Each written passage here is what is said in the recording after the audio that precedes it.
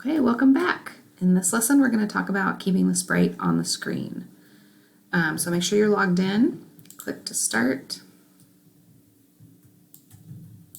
and let's load lesson 2. Hit escape to go into our code. I'm going to go ahead and make this lesson 3, and keeping the sprite on the screen. If you notice that your lines of code are getting really long, or if you just want to see if you like a different font better, you can click this F button, and that will shrink your the width of the font down a little bit for you. I kind of like the other one, so I'm going to keep it in the big font for now. Let's go ahead and escape and save. And I've actually already saved this once, and then it got messed up. I'm going to go ahead and save it again. Yes, I want to overwrite it. Okay. All right, so we have our sprite drawn on the screen. Let's go ahead and run this just to remember what it looks like. We have our sprite drawn on the screen, and you should have up, down, and left, right movement. If you didn't quite get the up, down, left, right movement, then take a look at this code here. We did X, Y before, and I went ahead and put this in order 0, 1, 2, 3. That would be up, down, left, and then right. You don't have to do that. It just makes it, for me, it makes it easier to look at. So up is 0, and if you look at this code here, you'll notice that we have a minus. Remember that 0, 0 is the top of the screen, top left of the screen. So you might have been thinking plus would be up, which would be a natural thing to think, but because 0 is at the top and positive y goes down from there, then we have to add to go down and subtract to go up. So up is minus and down is plus. So hopefully you kind of figured that out. If not, go ahead and update your code now. So right now, if I run my code, I can make my sprite run off any side of the screen. So probably we're going to want to know how big the screen is, and then limit our character to only stay within that area of the screen. So we know that the top and the left is a value of 0. But the right and the bottom, we may not know how big the screen is. So what you can always do is go into Learn. I'm going to go ahead and open it in a new tab. And then I always just scroll down to the bottom and read more on the GitHub wiki. And then I'm thinking about, okay, so how big is the screen? What would tell me that? And here's this specification section, and it says display 240 by 136. So our display, I'm just going to write it down for myself, is 240 by 136. That's going to be, the width is 240 and the height is 136.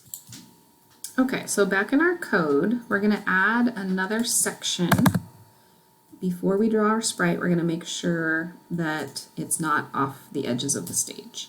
And then depending on how you want to do your game, you may want it to limit the sprite to stay, like not be able to go further, or you may want it to be able to go and then wrap back around to the other side. In order to code the stopping or wrapping around, we're going to need to have some if statements. So let's start with, let's just do it in the same order that we have here. So let's start with the up. So up, we don't want it to go past y equals 0. So if our character's y value is less than 0, then we want its y value to just stay 0, not be able to be changed by speed. Just keep staying 0, keep staying 0. So it actually would change for a second, but then before it drew the sprite, it would set back to 0. Okay.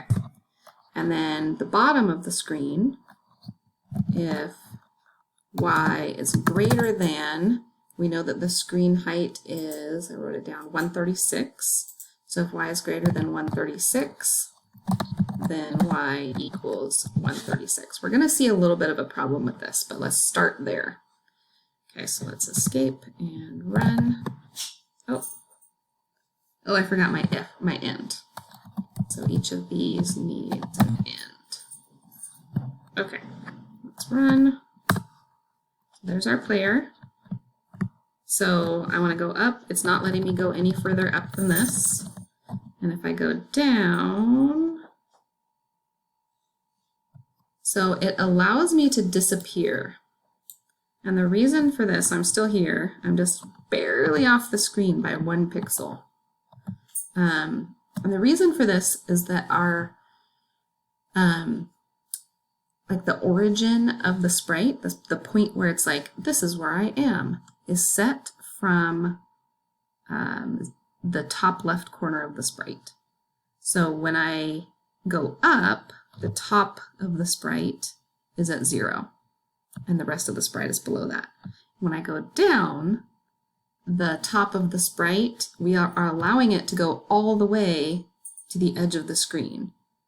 So I'm at 136 right now, which is past the edge of the screen.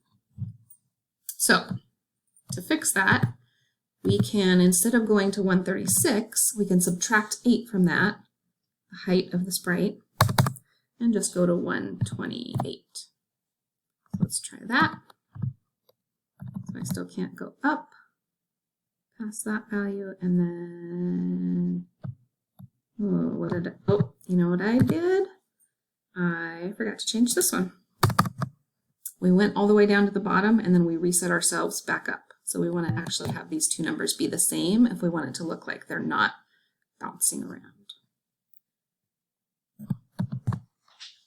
Okay, I probably should reset my Y. That's a little boring. Okay, there. Okay, so I'm at the bottom. I can't go any further.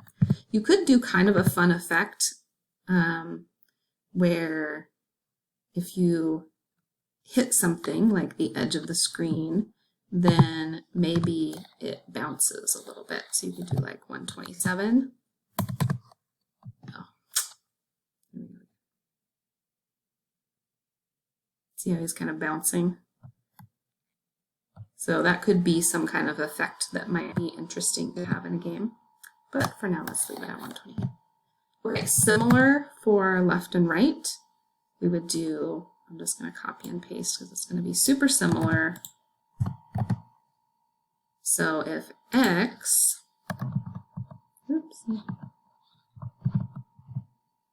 is less than 0, that would be on the left side of the screen, then x is going to stay at 0.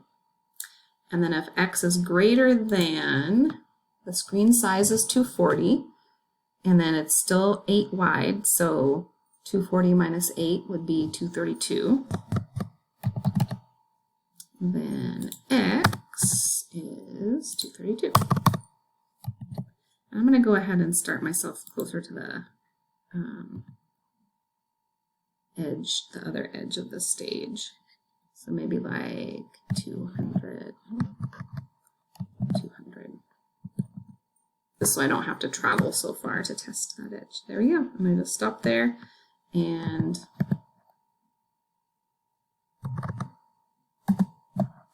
if I tested the other side, it would also stop at 0. I trust it. You can test it out. So what if we, instead of stopping, wanted to wrap around to the other side? So in order to do that, instead of, if we're less than 0, go to 0, we're actually just going to switch these two numbers so that if it's less than 0, it wraps around and pops in at the other side. So this will become 128. This will become 0. This will become 232. And that will become 0. So let's test it out. There's my guy. Okay. You can go from one side to the other side. So for your game, you'll have to decide whether you want it to stop at the edges or wrap around, or maybe some other variation on that. Okay, so let's make sure here. We've saved. Oops, save lesson 3. Now our code is getting a little bit more complicated and it's doing some stuff, and like when we look back at this, we might forget what it does. So in the next video, we're going to talk about organizing code into functions and also using tables to kind of encapsulate information. So we'll see you in the next video.